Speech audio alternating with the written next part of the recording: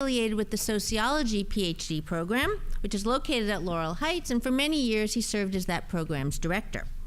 The research for his current book project, titled Dealing with Danger, How Inner City Youth Cope with Violence That Surrounds Them, examines how adolescents think about, experience, and make decisions about the use of violence. He was selected by this year's graduating students to deliver the last lecture, an annual tradition where one UCSF faculty member is asked to answer the question, if you had but one lecture to give, what would you say? But the title of his talk today is Violence and Trauma, It's Like a Jungle Sometimes. Howard.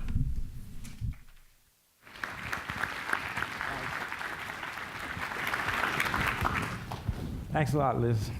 I guess this is my next to last lecture. I'm going to invite you to step out of the body, because we've been in the body all this time, and we're going to walk out and go on the corner and get on the block. And first thing I'm going to tell you is a little bit about where this comes from in terms of me. I grew up in Roxbury in Boston. How many of y'all been to Roxbury? You know where it is, but have you been there? Okay, cool. 1957, my parents moved to Roxbury. It was a thriving, middle-class, mixed community, mostly Jewish and African American. And by the time I was 6 years old, we were walking out of our house. We're on the porch, look across the street, and we see a black plastic bag underneath the postal box. Don't think anything of it. And we go to church. And when we come back, the neighborhood is abuzz.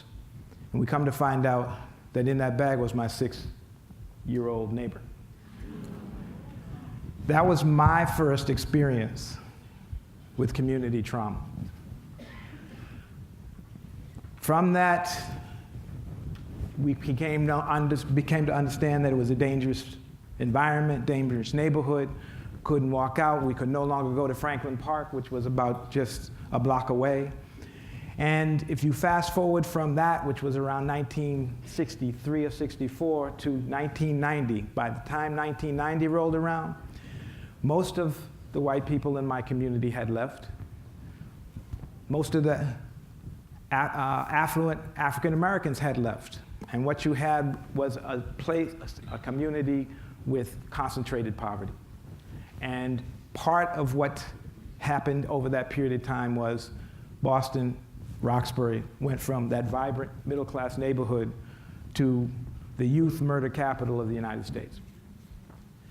So the question becomes why, and that's part of the reason why I started studying youth violence as a part of the work that I do.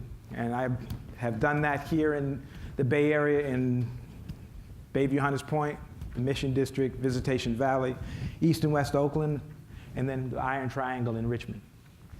And through that, I was looking at how young people experienced and understood and made decisions about violence. And over that period of time, since I started doing this work back in the mid-1990s, we started to come to understand a number of things about violence. And one of the primary things is that where there is violence, there is trauma. And in 1993, one of the seminal studies was done called the Adverse Childhood Experiences Study.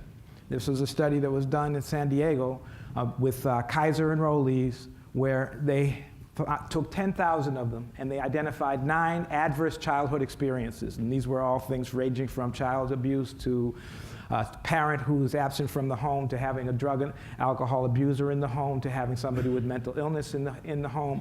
All of these were potential adverse childhood experiences, and they identified that if you had 5 or more of them as a child, then you would have a significant result, an impact on your physical as well as mental and emotional health as an adult. You'd have a higher likelihood of having chronic disease, a higher likelihood of having mental illness. Now, this was among Kaiser enrollees in San Diego, so we're talking about white middle-class folk. For me, in East and West Oakland, in Bayview Hunters Point, in Richmond, the question was, what do I do with my young people who have all 9 of those adverse childhood experiences on a daily basis. What does that mean for them? And so we started looking at it. And so part of what's gone on over the last 10 to 15 years is we've come light years from where we were in terms of understanding violence and trauma. And so that now trauma-informed care is a standard of practice and a standard of care both in the healthcare professions as well as even in the schools in terms of trauma-informed pedagogy. So that's a huge, huge step forward. But part of the problem is that what we generally tend to do is treat one person at a time, one child at a time with trauma-informed care, and then put them back out into the environments that traumatized them in the first place.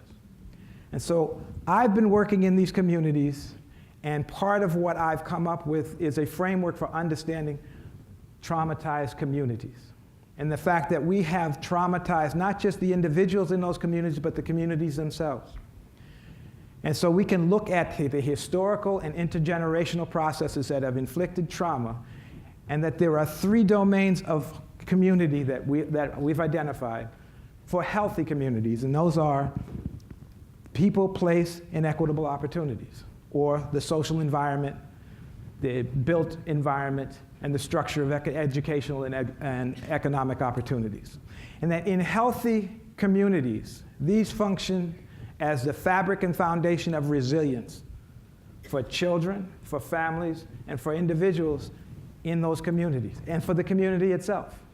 So any of you came from communities where these were intact. These were things that you didn't even think about, but you drew off of. And when you had adversity, when you had problems, people rallied around, you had resources, you had support, you had all of these things that help you move through and actually emerge from an experience of adversity stronger. But for young people who live in the communities where I'm doing my work, they are assaulted on a regular and daily basis with adversity, without that foundation of resiliency. And so part of what we've done is to start to identify what are the ways in which these elements of community trauma can be identified. And I'm not going to go into it now, but part of what we've been able to do is identify the aspects of a built environment that are symptoms of community trauma. So dangerous public spaces, crumbling infrastructure and built environment, schools that are dysfunctional. And so you have, in that situation, a situation where you have what should be an asset in a community is now an element that promotes and reproduces violence. Similarly, in terms of the social environment, you've got social norms, you have social relationships, social networks.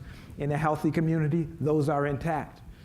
In a traumatized community, those are either undermined, destroyed, or they help to promote problematic behavior, dangerous and destructive behavior, and that those are all elements that need to be understood. Now, part of the reason why this is important is because on an individual level, the average childhood experiences helped us move from asking the question about children and youth who are violent, what's wrong with them, to what happened to them.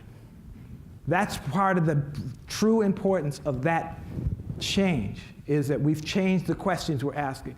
At a community level, it's the same thing. We can move from what's wrong with this community, what's wrong with their culture, to what happened to it and how do we promote healing within the context of the community to help reestablish and rebuild that fabric and foundation of resiliency that young people need vitally to be able to, not just to survive, but to thrive. Thank you very much.